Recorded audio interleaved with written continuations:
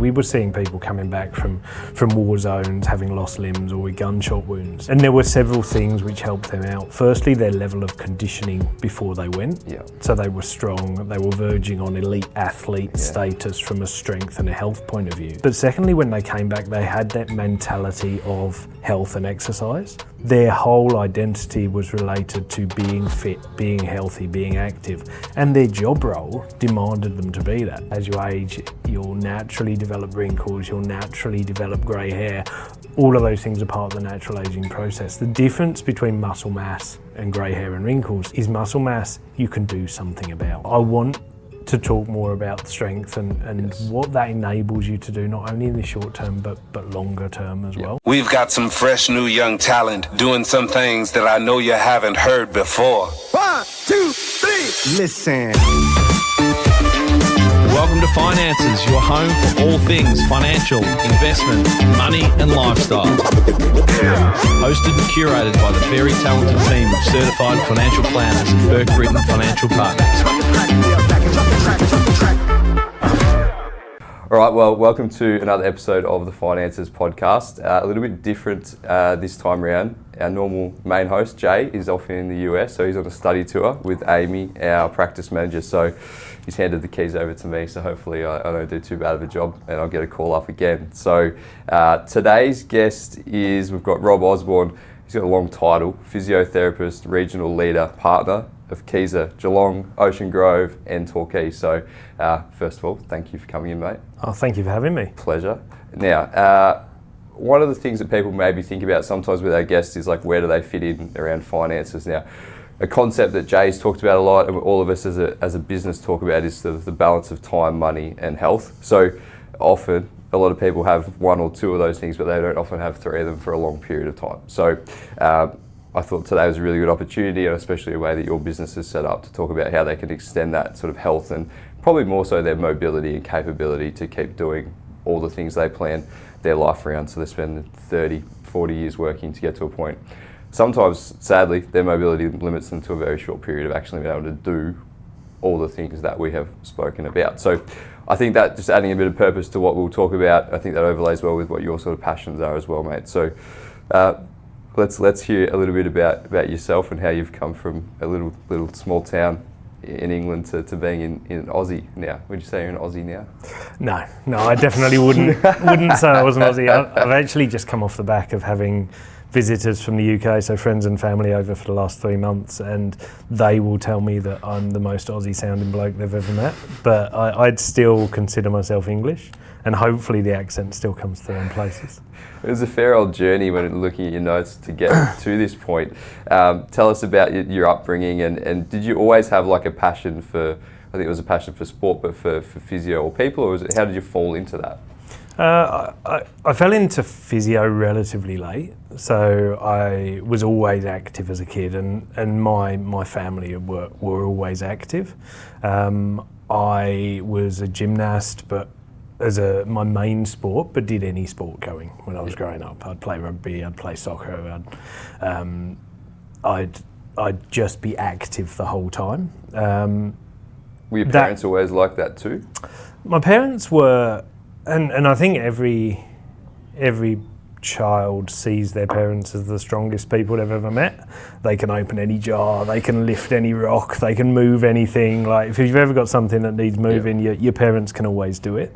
So in my mind as a kid, they were strong. They didn't play sport as such, but my dad worked on overhead power lines, so he was climbing up and down poles every day. My mum was one of those rare people who never learnt to drive, so she'd walk everywhere, she'd cycle everywhere, so she was always active as well. So we were an active family, and that kind of came through into my schooling as well. Loved PE, loved physical education, that was my thing. And when I finished my schooling, I went on to uni to study sport, health and exercise science, because that's what I was passionate about. It's a natural fit for... And it was kind of around that same time I'd had a few injuries from my sporting background, so from gymnastics. I'd had several knee operations over that time, and I'd seen physios, and and with mixed results. There were good and there were bad, and same as there are in everything. Oh, so every industry has that? Yeah. Yeah. And I got to the end of my undergrad degree and didn't really know what I wanted to do.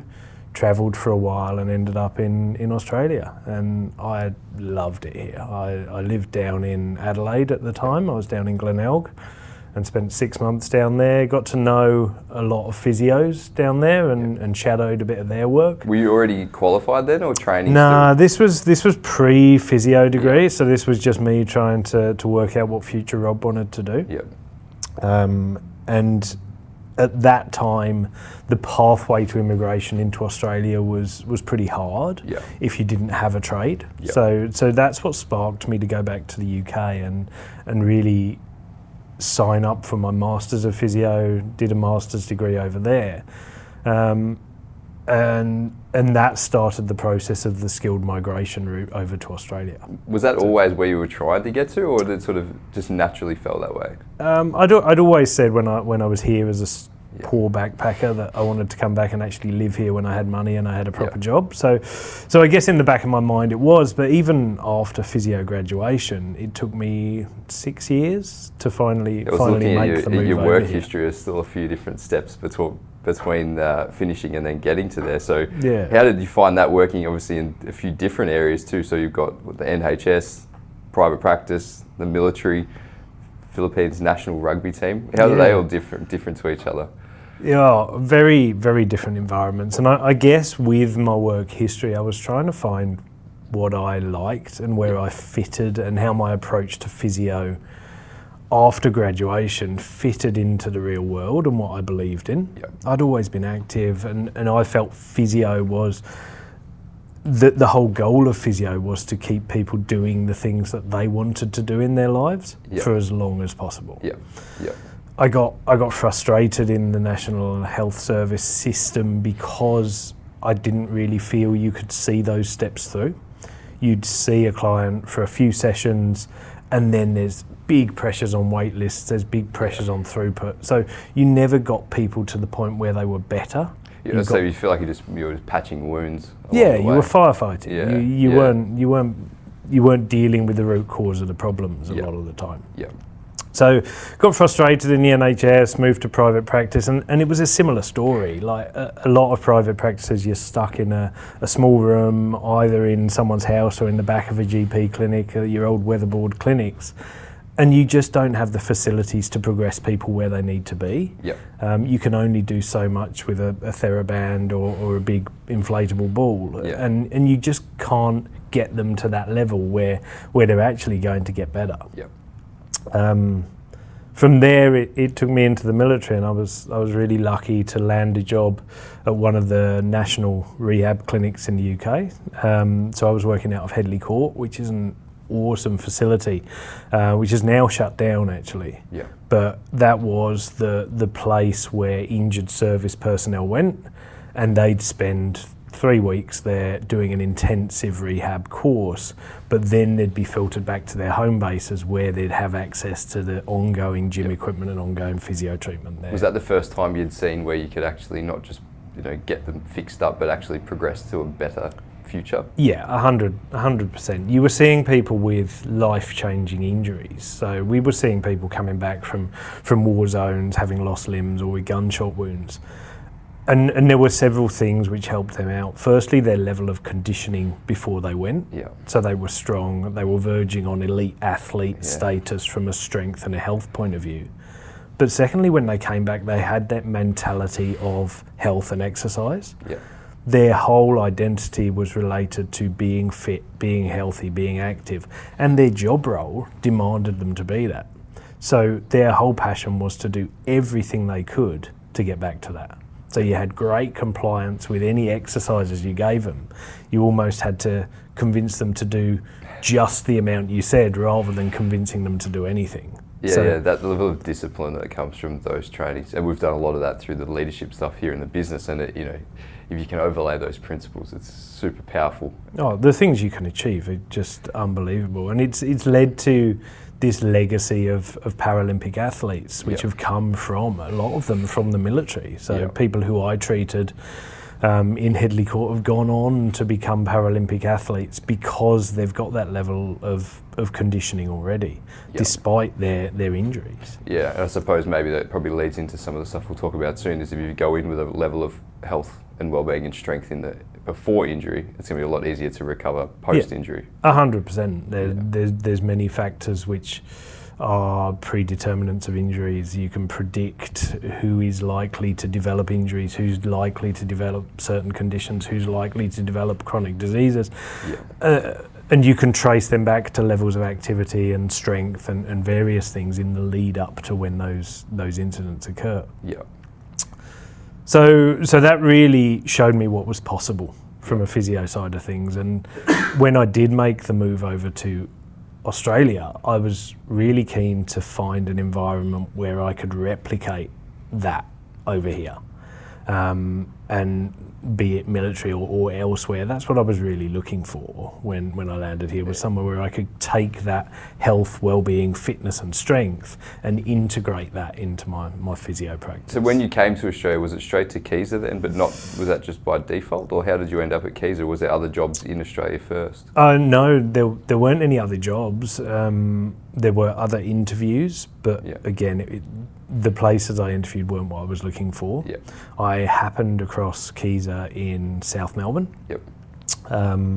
We were living in Port Melbourne at the time, and I'd go past it all the time, and one day I just went in and handed my CV over, and the rest is history pretty much. That was the first job I ever had in Australia, and I'm still here with them nearly 13 years later. Yeah. So what did you start out with there? So and I think, and probably talk about this a little bit, you're still on the tools as such, like you're still doing that physiotherapy part. I'm guessing at the start was probably 5 days a week or more, assisting patients and getting them on a routine or into a program. Is that fair? Yeah.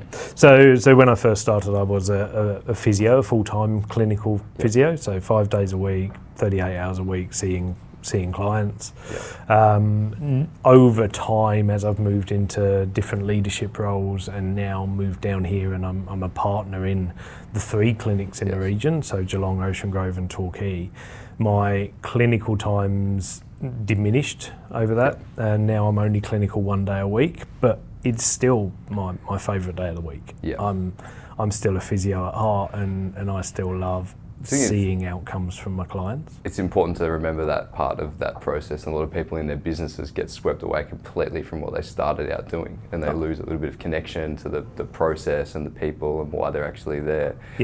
Question around Kieser, when did Kieser come into Australia? How long has it been a presence here? And maybe just a little bit around its background and the system. Yeah, sure. So firstly, congratulations on the pronunciation of Kieser. I've had to correct a lot of people. So. The first stumbling block I get with everyone is pronouncing it Kaiser, but it is called Kieser, and it's named after Werner Kieser, who was the initial brains behind the company.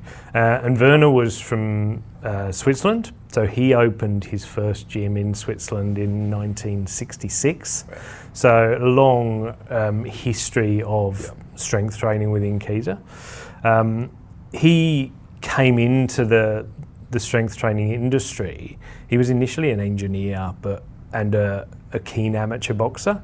Developed an injury to his back while boxing and was told by various different medical professionals, you'll never box again, and you should rest, and you should be on bed rest. And being a fairly stubborn Swiss man, he decided there must be a better way. And all his life through boxing, he dealt with strength. He'd wanted to condition his body, so he thought, surely I can overcome this injury by doing the same thing. And it was the hybrid of his engineering and his strength training philosophies that led him to start developing machinery where he could isolate and specifically train muscles. Gotcha. And opened his first gym in 1966 in Zurich, and now they're spread throughout Switzerland, Germany, Austria, and now Australia as well. Yeah, so it's not global essentially. Like there's only still a few not focus global points. Yeah. So mainly mainland Europe, none in the UK, but also then over in Australia, and came to Australia fairly late in the piece. So first one opened in 2006. And a slightly different model over here, whereas in Europe it's purely a strength training facility. Over here we have the integration of physio, exercise physiology and strength training. Let's talk a bit about the specifics of that, and you've mentioned the term strength a lot, and I think one of the main things is Kieser's mission is to build a stronger Australia. And I think a lot of people hear strength and they think that they're just bodybuilders and the like, but explain what that strength means for people, and maybe even an example of people, the general sort of person who might come in and their issues, and how you would step them through to build sort of that inner core strength. I know one of your colleagues, Jordan, described it to me as sort of like the chassis of the car, and then building out the strength around that to give you stability. So how would you describe it? I guess the thing, I'm not going to focus too much on the physio side of things, because when you start to focus on physiotherapy, people dwell on pain. Yes. And your catalyst for going to see a physio tends to be pain or injury or something that's preventing you from doing things. And they're very important, and as a physio I'll always treat them, and that will be my starting point for anyone who I see. But I want to talk more about strength and what that enables you to do, not only in the short term but longer term as well. Yep.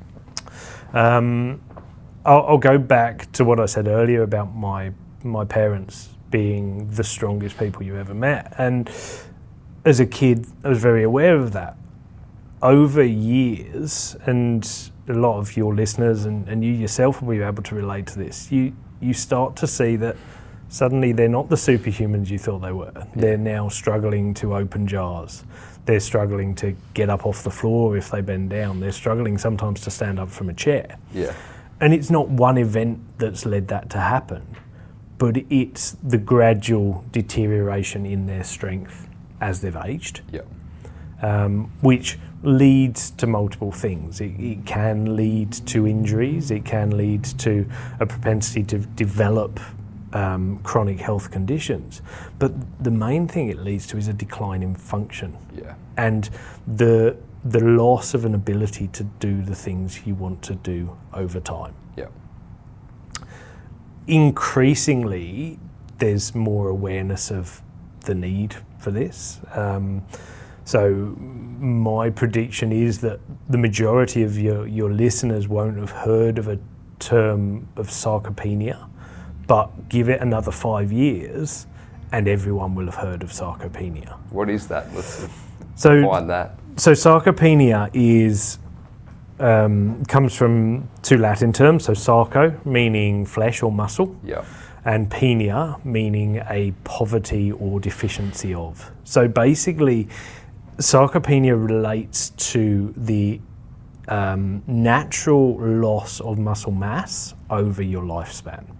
And it's a natural process generally, but when it becomes a problem is when you lose so much muscle mass that you're unable to do the things that you want to do.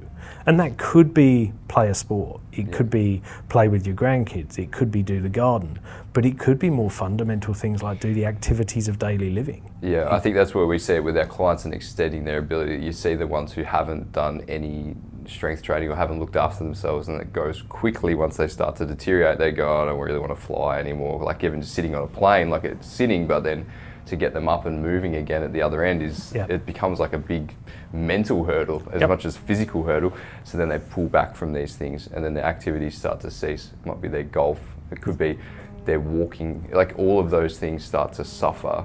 That's what we see, and you can see the difference between those clearly who have or haven't maintained that strength. 100%. And what we know is that after the age of 30, which is a worryingly low age, but after the age of 30, your strength naturally starts to decline. So you'll see in your 30s and your 40s, you'll see between a 3 and an 8% decline in your muscle mass every decade. When you hit 50, that can extrapolate. So that can go up to between 1 and 4% every year. So I probably don't need to explain to you guys the compounding interest effects, but that's quite startling at that point. So in your 50s, you could be losing 0.5 to 1 kilo of muscle mass a year. Yeah. And you could see a deterioration in your strength by 50% or your muscle mass by 50% over less than a 20-year period.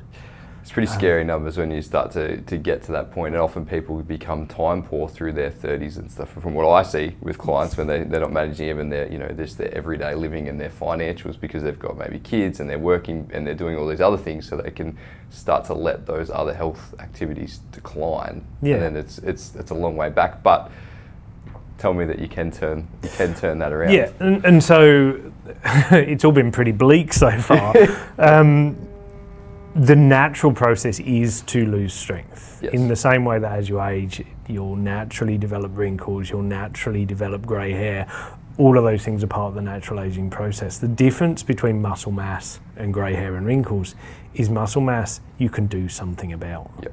At any age, so widespread studies have shown that if you start strength training in your 30s, if you start strength training in your 40s, 50s, 60s, 70s, even your 80s or 90s, you can slow down the rate of decline. Mm-hmm. You can even reverse the rate of decline and get stronger. Yeah. The strength curves for improvement in muscle strength for an untrained population are exactly the same no matter where you start.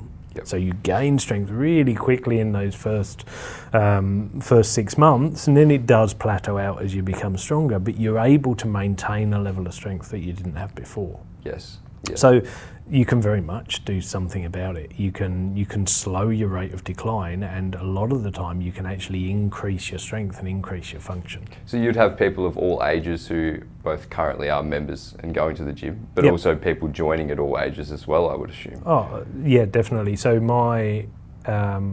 we have clients across the Kieser clinics who are in their teens, Yeah. who are recovering from an acute injury. It could be a ACL, it could be a footy injury, it could be rolled ankles.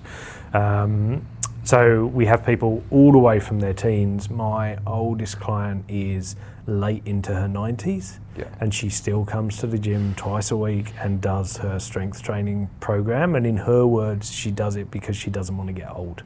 Yeah. She wants to be able to still walk into town. She wants to be able to go for coffee with her friends. She doesn't want to deteriorate. That sort of aging gracefully, like, is a big thing. I think we see clients, and I was talking to one yesterday, and he's 85, but I call him sometimes, and he's out on a walk. But he said, "Sorry, I just was stopped. I was just doing some squats at the park bench." And then but he's 85, and you would not pick it, and he's out there just doing it but he's always been that way. Like, he's always been, played sport and been health and fitness focused, so it's probably been easier for him to maintain that. And some people haven't necessarily grown up around sport as well, not to just be sort of, bundling them all into that same boat, but, do you find that there's some people who haven't done any sort of physical, exercise up to a point, and then it still isn't a barrier though? It's still not a reason to hold them back. If anything, it probably gives them more reason to get on board. It's really not a barrier, although it's often perceived as a barrier for people.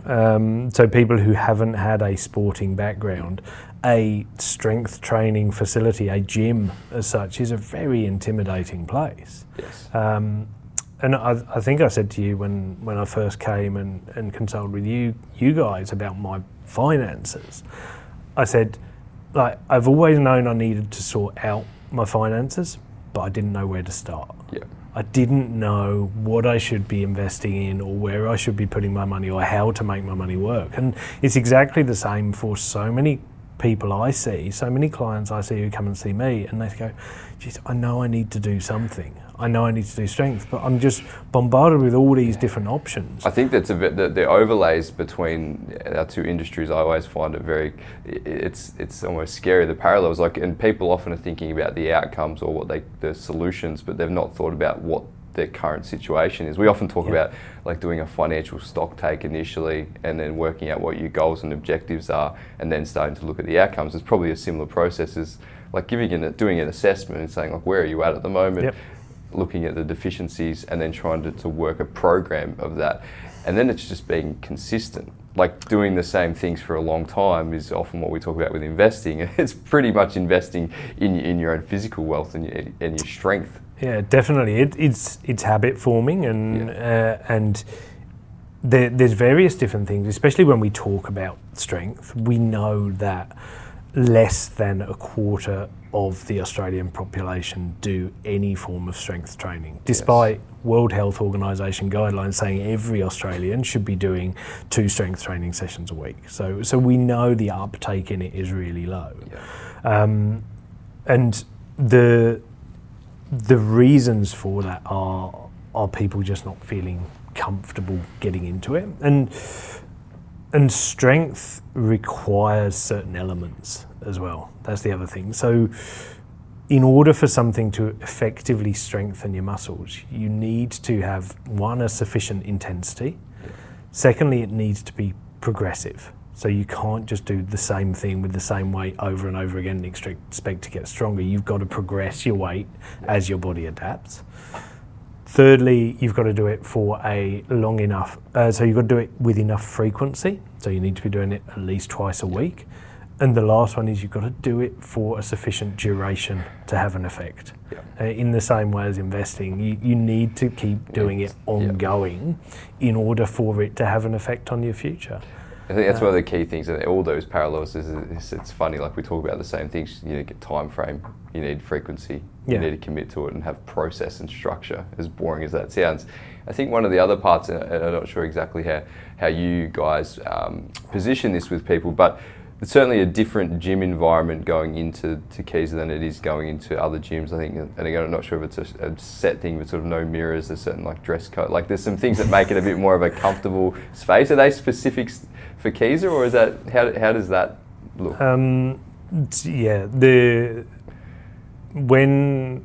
When a lot of people imagine a gym, they and I use the inverted commas for the word gym because I don't consider us a gym. We're a strength training clinic. We're much more scientific based and medical based than we are fitness based.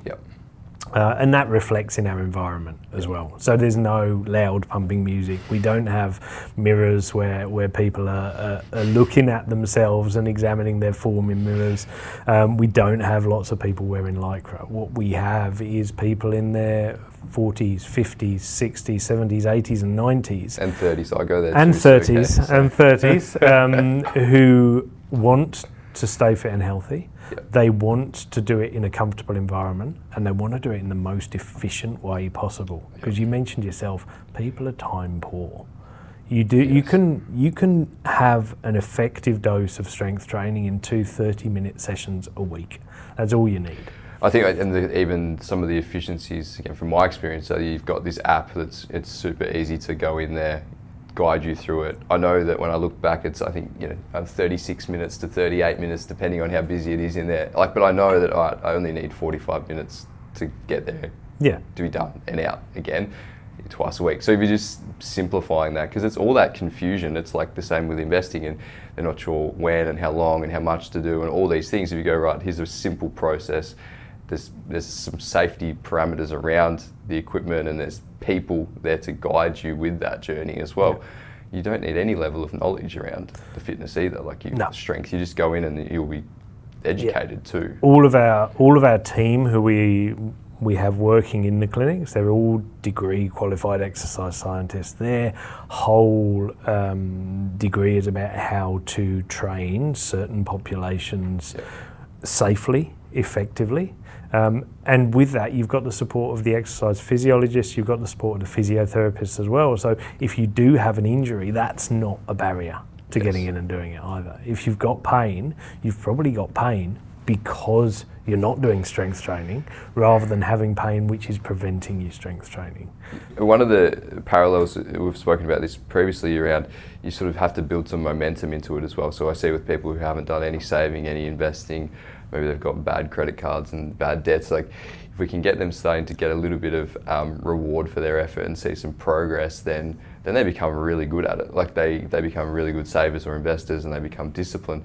Is that much the same for those people in the early days? And the good thing probably is that your strength does increase quickly at the start. So they get a good bit of reward for effort. They see the numbers going up and then that gets them sort of on board. Would that be fair? Definitely the small wins on the board. And especially if someone's coming to us with pain as well. If you can have an effect on someone's pain, then then that's a great way to show them actually this works and this is allowing me to do something, or a change in function as well. Yeah. If you can link it to a goal, which you talked about earlier, like being able to bend down and pick up the grandkids, or being able to climb a flight of stairs easier. Yeah. If you can see those functional improvements, it's really motivating to say, actually, this is working and I can see a change and I can see myself doing this longer term. Because the consequence of not doing it is a return of pain, or it's a deterioration in function again, and I go backwards to where I was. I think seeing that little and getting that reward along the way is important, in setting those. We set, short-term goals for people. There's the medium term and there's the long term. And as much as people will talk about their long-term goals, like a lot of people will lose patience. Like it's, if you need to do something for 20 years, like if you get someone in their 50s and you're talking about them being active through their 70s, like maybe there's a small part of them that has an eye on that. But if you can improve their functionality and capability through their 50s and into their 60s, then they're way more chance of still being on board in their 70s. Yeah. Otherwise, people are okay at deferred reward, but they're not great. And I think in society now it's become even worse. Like people want immediate gratification, and in some ways the financial system flips it, where you have things like afterpay, where you get gratification first and then you pay it off later. So there's no sort of shortcuts on strength, is there? No, there's not. And randomly, it's not his usual content, but I was listening to a thing that Jimmy Carr, the controversial comedian, said the other day, and he said one of his most profound life lessons is prioritise later, so prioritise tomorrow. So don't look at everything you're doing for today, but prioritise those future years. Yeah. And you talked about then, you gave this figure of 70, and currently the population sees 70 as an old age. I was reading an article last night saying that 1 in 6 Americans born now are likely to see their 100th birthday. Centurion age group are the fastest growing decade of the population. And in the UK, they're saying that over 50% of babies born this year will live to over 90. So 70 isn't old anymore. No. 90's old. And the issue with that is we're seeing people living longer, but they're not living healthier. I was going to say, and I suppose there's a few overlays, is that if people aren't doing anything more to improve their health through that life, but there's also so many more vices that make it worse, like even technology and TV, or like things like that, and then dietary things and like that whole cycle. So you look at it now, and someone described it to me once, like, you used to retire at 60, but you were going to be dead in 10 years. Yeah. Like now, if you retire at 60, you're probably only about 2/3 of the way through. Yeah. Ballpark. So that's a long way to be not having functionality and mobility to be doing everything you want to do. So you've got to be committed to it. So for you guys, the challenge is you've got all those years where you're not working, you've got to maintain your financial health for those years, so that you're able to spend and do the things you want to do financially. Whereas the point of view I look at is that you need to prepare physically for those later years, because there's no point in having all the money in the world in the bank but not being able to spend it on the things you want to do, because you physically can't do them. Yeah. If you can't travel, you can't play golf, you can't walk, then suddenly the money becomes irrelevant, because you haven't got the health to go with it. And the money can help you, maybe you fast track a knee replacement or something like that, but it's not necessarily like it's going to be a short-term fix for a bit of pain or something. It's still not going to get you back doing all the things you want to do. Like those things will happen. Joints will wear out and people will have, hereditary issues that maybe lead them to having those problems. But that's, if you've got a better fitness going into it, then I see those clients too, the ones who've had the knee or the hip, and some of them within 6 months you wouldn't even know they're back doing everything they did before. But the ones who came into it with low strength, from my perception, the ones who struggle on the other side, is that maybe just on that is the people obviously better placed on the way into operations obviously will naturally bounce back quicker. Definitely the better in, better out terminology with all operations, not just joint replacements, not just musculoskeletal, but any operations is well known. There's big studies which show that a simple measure of strength. So grip strength, the amount of force you can generate from gripping, is one of the best predictors of overall health, but also of mortality. So a 5 kilogram reduction in your grip strength can lead to a 16-fold increase in your rates of mortality over the same period. And it's not to say that having stronger grip isn't going to prevent you getting run over by a bus or getting cancer or having one of these big life events, but being stronger gives you the resilience to recover from those big life events. You might break a leg, but if you're stronger, you're going to recover better. You might have to have a hip replacement, but if you're stronger, your recovery is going to be so much better. You might have to have chemotherapy or radiotherapy, which are poisonous to muscles. They deteriorate muscles so quickly, but if you've got a better store of muscle mass to start with, then you're going to have more in reserve when you come out the other end of that, and you've got more chance of surviving those big life events. So it's funny, like the overlays, your overlays with that is we talk about those financial events. Like if you've built wealth that you can see off those emergencies much more comfortably. Like it's if you have an illness or an operation or some financial, maybe it's a family member who needs assistance around them. Like you can actually see that off and come out the other side and be okay. But if you haven't done the prep and you haven't put in the build-up, then that could be terminal to your ability to fund travel. So I think the parallels are everywhere through that process. Is you have to have like a robust financial position, same as your robust health and strength position to see off those issues. Some people that topples them over, they have one little domino fall in their financials and the whole thing unravels, and probably the same with their health. Is one thing trips them over and that's it. And we see that with clients. They might have a fall or something, but they've just got no strength. And that's it. Like they never recover from what might appear like something relatively minor, and is probably relatively minor to another person as well. Yeah, that's exactly it. It's what you've got left in reserve. It's how far above that level of disability your strength currently is. If you've got a big buffer, you have a fall, you might break a hip, but you've got enough to recover from that. If you don't, your strength still deteriorates, and those figures I gave earlier, those percentage decreases, they go through the ceiling when you have a life event, when you have an injury, or when you have a chronic disease or anything like that. That strength loss is so much quicker. As soon as you drop below that level of disability, it's really hard to get back up from there. Any other key sort of themes or anything you're seeing with the current sort of climate of people around what they should be thinking about? There are some real positives. I do feel that health literacy is improving, and people are starting to realise they have to invest now to make sure they're there in the future. The thing, I guess, where the gap is knowing how to do that. And same as we talked earlier, it's they realise that they've got to do something about their health. It's a boring story. It's you eat better, you sleep better, you exercise more, you get stronger, you're going to be better in later life. But there's so much information, it's hard to distill that down to what are the practical steps I actually need to take today or tomorrow, or how do I ingrain this into my behaviour moving forward. So the knowledge of the fact we need to do it is there, but the knowledge of how to do it currently isn't. And that's where people like me or health professionals are there to guide you along that journey. I think funneling people in, and there's so much content out there, which is a good thing, but it also can be a bit dangerous because it actually overwhelms people with where to start on that journey. And we find that, and people, we're sort of happy anyone comes in and contacts us, even if maybe the source of it wasn't necessarily what they needed, because it's just that it started a conversation and it started us being able to help them, to guide them in the right direction of what that may be. So just starting that process is crucial.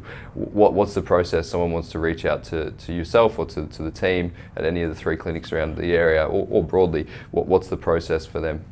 So anyone who comes in to see us, has an initial appointment with a physio or exercise physiologist. We'll look at their goals, we'll look at their current function, so we might do some strength tests with you or some cardiac tests or whatever the problems are that you're having, and then we'll put together a bit of a bespoke treatment plan for you, but majority of that will involve some kind of strength training, so we'll get you in and we'll set you up with a program. You can book online. I think we'll put we'll share the links links out and everything, so don't stress on those links. We'll make sure they're all shared out there for you to click through. Again, even if you have questions, then fire them through to us in any way, shape or form. I'm sure you'd be happy to help out with that. But essentially it's that starts off with, in some way similar to our process, where are you at? Yeah, exactly. It's essentially a health check of where your current status is and what things you need to do to get yourself future-proofed for the things you want to continue doing in the future. Yeah. And it could be that you've already stopped doing those things. It could be that you loved golf, but you can't play golf because your back gets sore or you can't walk 18 holes. It doesn't mean you can't get back to that. Or it could be that you're just finding it harder and you're worried that in 5 years you're not going to be able to play anymore. And we can extend that 5 years to 10, 15. A quote from Werner is, we can't stop you getting older, but we can stop you getting weaker. And that's the key to it all. We want to keep you doing the things that you love doing for longer.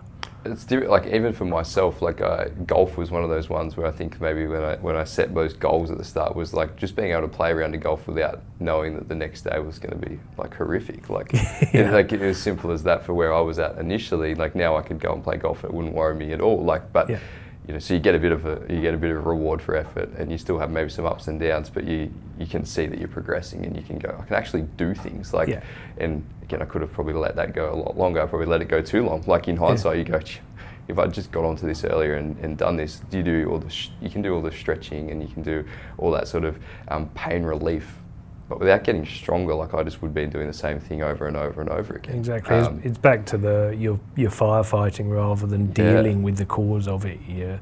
And can't guarantee that your handicap will come down, but it is more pleasurable to actually play.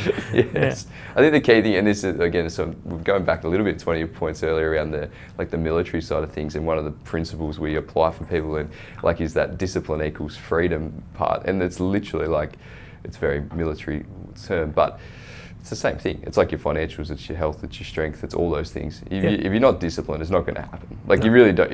It's one of those key things you literally will not get out if you don't put in. Like maybe there's some people that are naturally a bit stronger at the start than others, but overall you're all going to end up declining, aren't you? There's no one who just stays strong just because they were born strong. There's not. There's not. It's part of the natural aging process. You lose muscle mass if you're not doing specific strength training. You can slow the rate, you can maintain, but if you're not doing strength training, you will get weaker over time, and eventually that weakness will catch up with you and you won't be able to do the things that you want to do. Definitely. Back to probably again, just one of the key things I said at the start around that sort of, again, our philosophy around that time, money, health thing. We've got clients, and I've probably been pumping it to them as well and trying to talk about these things. And I think, again, as a business, like Jay and Peter have both been very big on health and wellbeing and strength too. So the overlays are very strong here.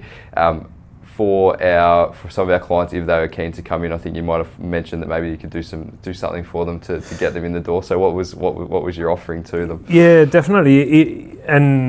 The other barrier to people coming in is they're not wanting to invest in their health, they're wanting to invest in other things. So like for these initial consults, we're happy to do a 50% off your initial consult. So just mentioning the Britton Burke and mentioning the podcast will get you 50% off if you book that initial appointment.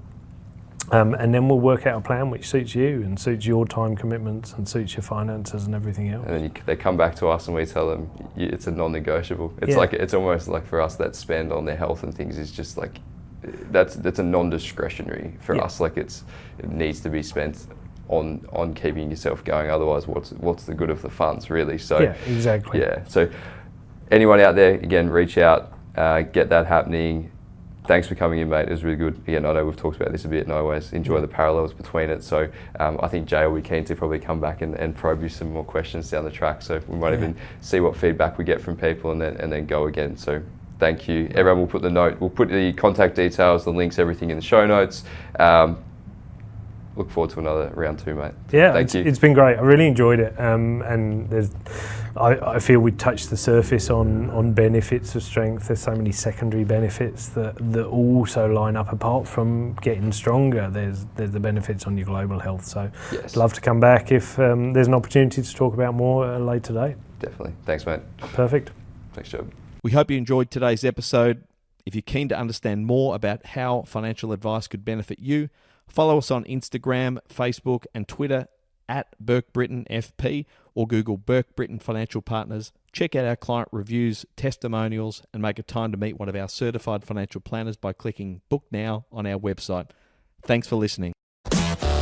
Any information contained in this podcast is of a general nature only. No account was taken as to the objectives, financial situation, or needs of any particular person. Therefore, before making any decision, listeners should consider the appropriateness of any information with regard to their particular objective, financial situation, needs, and seek independent advice from a licensed professional specific to their circumstances. All right, hit it. That translates to don't be a moron and act on what some random person says on a podcast. Take personal responsibility, do your homework, ask questions, and speak to an actual human that knows what they're talking about before you do anything. PB Financial Solutions Proprietary Limited, trading as Burke Britain Financial Partners, are authorised representatives of AMP Financial Planning Limited, AFS licence number 232706.